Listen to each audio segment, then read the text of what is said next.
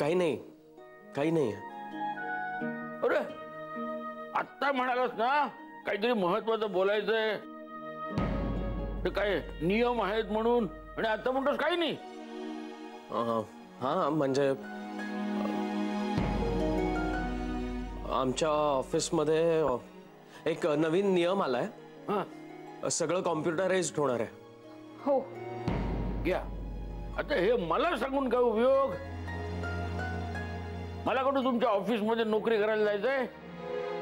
पण चांगलं आहे की आता सगळीकडे कम्प्युटराइज झालंय, तर तुमचं सुद्धा ऑफिस कशाला मागे राहील? चांगलं आहे. मला वाटलं एखादा नियम वगैरे तोडला ते सांगताय की काय?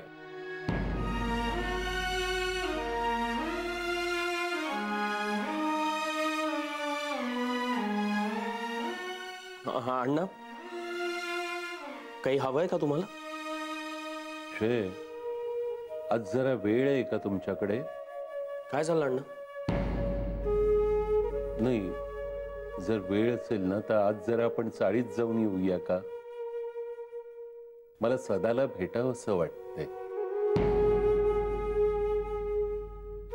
त्याला सुद्धा भेटता येईल. अण्णा पण हो, प्रवासात तुमची दगदग होईल. मग एक काम करा, तुम्ही त्या सदा काकांना इथंच बोलवा भेटायला, नाही काय?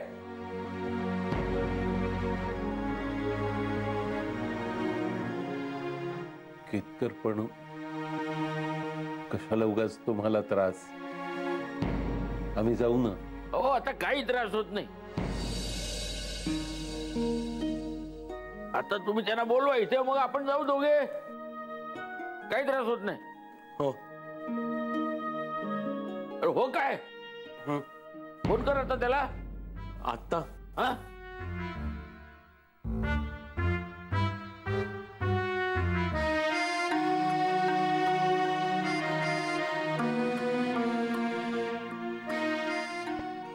हा सदा काका.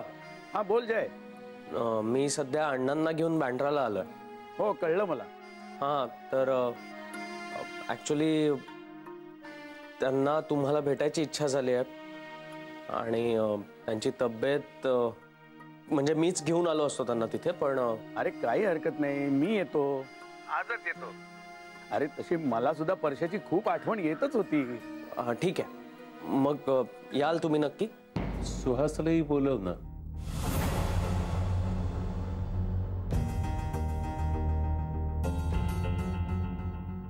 सुहास,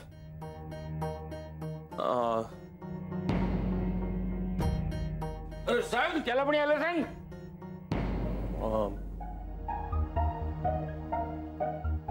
काय रे आता विचार कसला करतोयस? सदा काका, हा सुहासला पण घेऊन या तुमच्या बरोबर. ठीक आहे, मी आणि सुहास दोघे येतो. हा ठीक आहे. ओके. सदा काका आणि सुहास दोघही येत आहेत. हा